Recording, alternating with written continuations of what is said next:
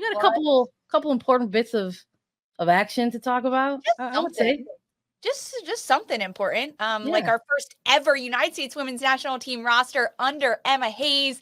She did it, folks. She named her first 23 players under the Emma Hayes era of U.S. soccer. 2 matches for the United States set to be played against the Korea Republic. The first one in Commerce City, Colorado on June 1st, and the second one in St. Paul, Minnesota on June 4th. These are the final camp and the final matches before Emma Hayes selects her 2024 U.S. Olympic women's soccer team roster. But this is it, Sandra. 23 players that the newest head coach of the United States women's national team, Emma Hayes, has named. Let's run through the roster. Starting with the goalkeepers, 3 of them named to this roster: Jane Campbell, Aubrey Kingsbury, and Casey Murphy. Defenders, 7 of them: Tierna Davidson, Emily Fox, Naomi Girma, Casey Kruger, Jenna Nightswanger, Emily Sonnet, and Sam Staub. Midfielders, 6: Corbin Albert, Sam Coffey, Hal Hirschfeld, Lindsay Horan, Rose Lavelle, and Lily Johannes. Forwards, 7 of them: Crystal Dunn. Yes, you heard me right. Forward Crystal Dunn, Katarina Macario, Alex Morgan, Trinity Rodman, Jaden Shaw, Sophia Smith, and Mallory Swanson. 23 players, some new names, some surprising listings of positions. Sandra, what is your initial reaction to this roster? It feels very Emma Hayes already, if I'm being perfectly honest. I think that was my initial reaction when I saw, a mix of veterans, players, in their prime, still seeing, newer faces who have been introduced into this program. And why not? Let's just keep adding first debuts, first time call ups to a national team roster to really kind of kickstart this Emma Hayes era. I mean, this is the camp that is going to be the first 2 of 4 total friendlies that she's going to get with this US side before she has to go off to the Olympics. And they're bringing in Sam Staub and Hal Hirschfeld to get potentially looks or to see how they hold up in some of these training camps. So I think it is very representative of Emma Hayes because she is someone who is used to building rosters with as much talent as possible. So I don't know if I'm 100% shocked to see Sam Staub get that call in, or a rookie in Hal Hirschfeld, or even training camp players, right? And Croy Bethune and Kate Weisner as well. So it feels correct. It It feels feels correct. correct. For the last 6 months or so, Emma Hayes has had her fingerprints all over this team in camps that have been brought in and through interim head coach Twyla Kilgore, who has now moved to the first assistant role. She still will be involved in what Emma Hayes is building with the United States women's national team. You alluded to it, Sandra. There are also 3 training players that have been called in: midfielder Olivia Moultrie, midfielder Croy Bethune, and defender Kate Wiesner. 2 rookies that have been called into training camp. The number 3 overall pick, Croy Bethune, out of University of Georgia, who plays for the Washington Spirit in the NWSL, and her teammate Kate Wiesner, who comes into this camp as well. In addition to being on the full roster, though, Sam Staub, defender who it was formerly with Washington Spirit, but now with the Chicago Red Stars. She has 100 straight NWSL starts. She's got a killer left foot. She's dynamic. She plays in the center back, and the United States needs center back depth. So I'm with you on the fact that Emma Hayes was looking for different players to bring in at that center back role, knowing that there are a number of injuries to players that play that role. Tierna Davidson, Naomi Girma, these are players coming back from injury currently, and Hayes needs depth at the center back position. But midfielder Hal Hirschfeld, this is her first time call up for a senior national team. She's on the full-time roster. This was the 5th overall pick out of Clemson that went to Washington Spirit this past year. And she's done a tremendous job at Washington Spirit, doing a really good job playing alongside Andy Sullivan. She almost acts as like a double pivot 6 or an 8 at times, pushing forward. But the last couple of weeks, Sandra, the conversation has been about Washington Spirit rookies. and everything that they've done and that they deserve a call up. But the conversation's really been around Croy Bethune. She's on this roster as a training player, but Hal Hirschfeld gets the call up to the actual roster to play in minutes. What does that tell you about Hirschfeld and kind of what her game can bring to the US level? Yeah, for sure. I think it's a very specific type of player that they want to get a look at. I think in my most latest mock roster, I complimented Andy Sullivan's play as well recently with the Spirit and thought maybe, just maybe, this would be the camp she got in the mix. But lo and behold, it's her teammate and rookie and Hal Hirschfeld. And I think it's a specific shout because I think that defensive mid area of the team is still an area that I think they want to work on. And maybe it's something that they have figured out enough for the Olympics in terms of how they've been doing their ball progression and everything. But this is an opportunity to maybe keep an eye on the next cycle ahead of them. I like what Hal Hirschfeld has been bringing to the Spirit. I think in when it comes to her position, when you're not calling their name constantly, it's because they're out there doing their job. And while she's, gotten a couple goals, maybe not, to the caliber at this point that Croy Bethune has gotten, she's been putting together a very good, strong case for Rookie of the Year herself. And I think in terms of the availability of what's going on the pitch in the attacking sense, we're seeing the integration of Rose Lavelle back in the mix.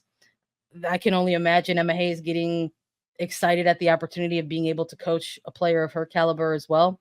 But also other very creative players, I think, that are probably in the coaching staff's opinion and mind, that they have enough attacking and creativity, perhaps ahead of Bethune, but they are taking note that this is a player who is not to be ignored because of what she's put together in just these opening 10 games of the season.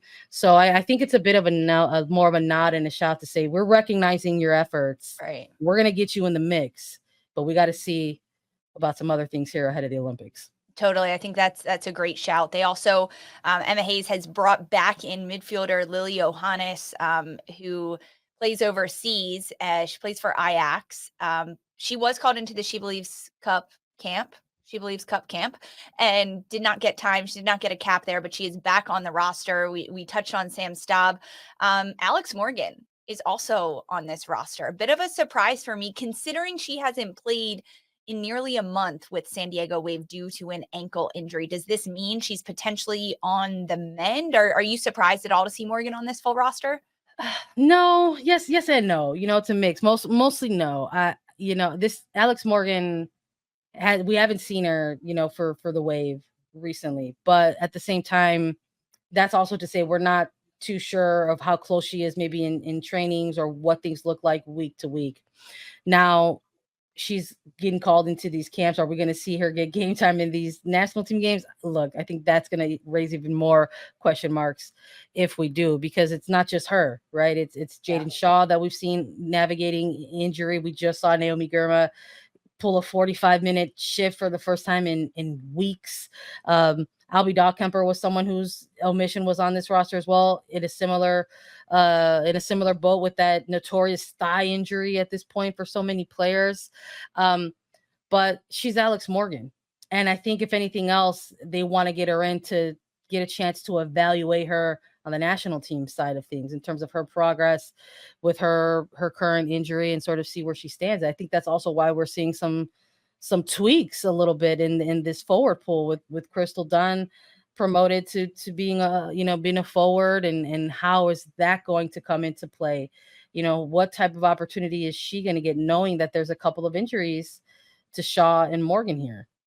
Exactly. I think the injuries play a big factor. And with Emma Hayes bringing in so many younger, newer players, the rookies in the NWSL, first-time cap players, or under 10 caps players, you need some of that veteran leadership and ability. And no one can deny that Alex Morgan brings that to the table with this United States side. She brings a level of experience and just the adversity that she's been through. It's a different wrinkle that she brings to the roster that is maybe a big influence as to why she's named on this one. You touched on it. Crystal Dunn listed as a forward. This has been something fans, media, perhaps even Crystal Dunn herself has wanted for a long time. This is a player that truly can play across any line. Her most notable position with the United States has been at outside back. At times, more of a wing back or getting really high into the pitch. But for club, she plays an attacking midfield role or even in the front line. And she's mentioned how she likes playing higher up the field and being able to use her Yeah. attacking presence to do that. And for so long, it's been that, okay, but we don't have any other outside left back. We don't have anyone else that can slot into that role. Is that changing so much, Sandra? Are there more options at defender? Or is it about time that Crystal Dunn just deserves to play a position that she can thrive in? It's all of it for me, Lisa, because we do have options at that outside back position. Casey Kruger is one of those options at that outside back position. And look, this is the Emma Hayes era. Mm-hmm. You know, I think at this point in Crystal Dunn's career, Emma Hayes, more than anybody, I think probably knows what she's capable of, having coached her already with Chelsea, has seen her play in that attacking position, was part of the reason why Crystal Dunn eventually flourished as a bit of a wingback and then ultimately as that full-time fullback.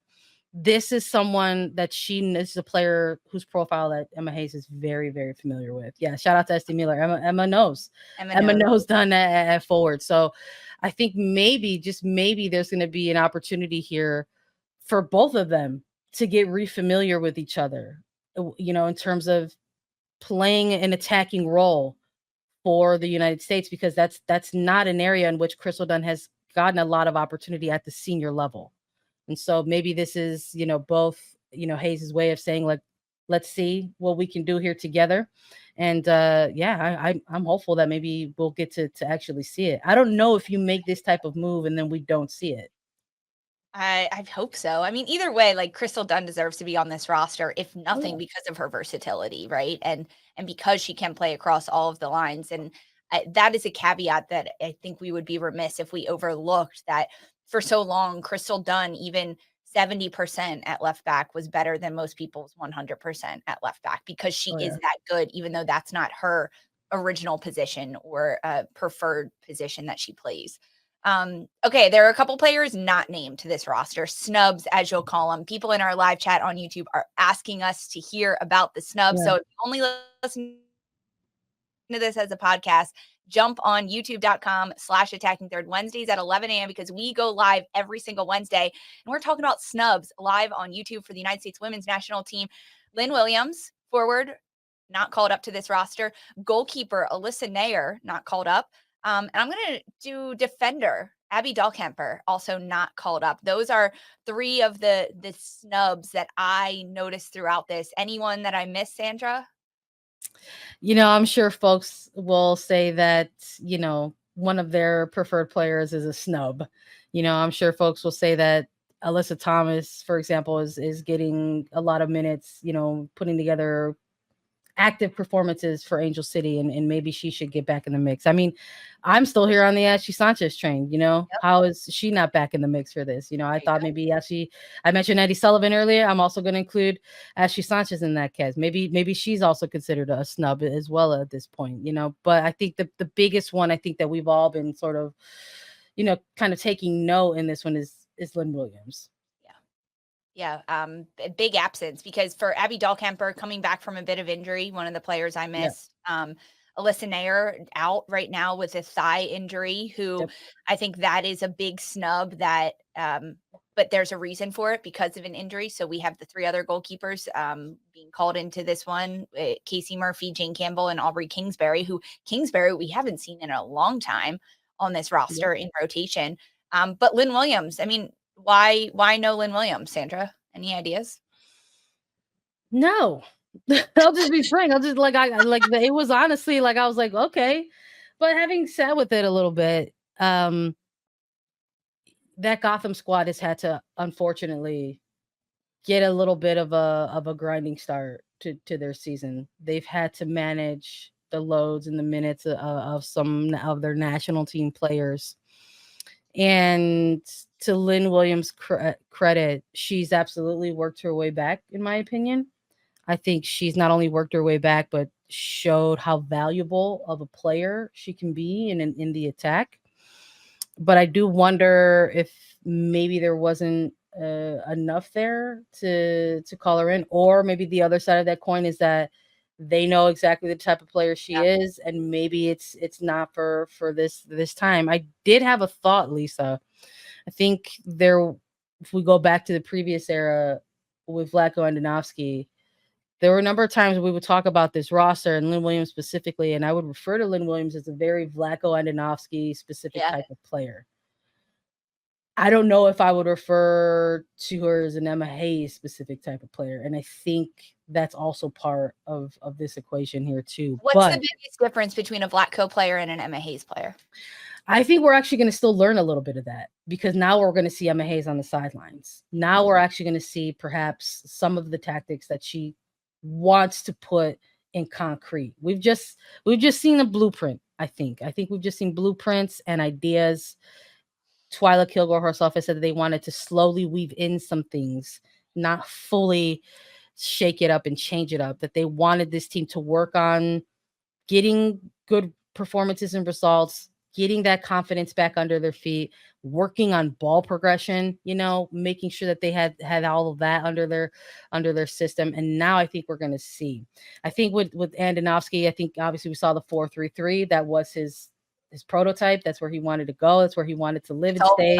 Wanted the forwards who would put in constant energy, constant effort, working hard on that, high line and on that counter press. So, I don't know if that is going to be 100% of Emma Hayes's arsenal, but we knew it was 100% of Vlatko Andonovski. So that is why we always had Lynn Williams in the mix.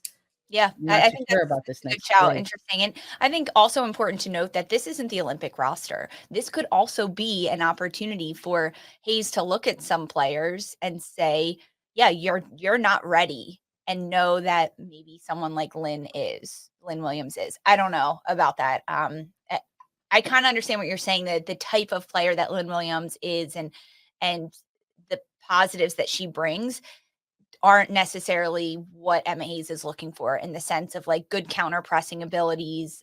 Like she wants her forwards more so to be higher up the field and to be able to want the ball at their feet and to dribble 1v1 and go at defenders and combine really well and play less of a direct game and more of a possession oriented game. And to be honest, we'll see that come these friendlies and exactly what Emma Hayes is trying to build, because we've gotten glimpses of it over the last several camps and several matches for this side. But now we get our first real test of Emma Hayes in the driver's seat. She's not riding shotgun anymore. She is fully in charge. Fully in charge. We'll see. United States Women's National Team roster, 23 players have been named under Emma Hayes' first full roster. 2 matches for the U.S. against Korea Republic. The first one in Commerce City, Colorado on June 1st, and the second one in St. Paul, Minnesota on June 4th. I should really say match 1 and 2 of 4 before the Olympics and before the roster is named. That was fun to talk about. Emma, take the wheel. Take the wheels. The Emma Hayes era is officially here.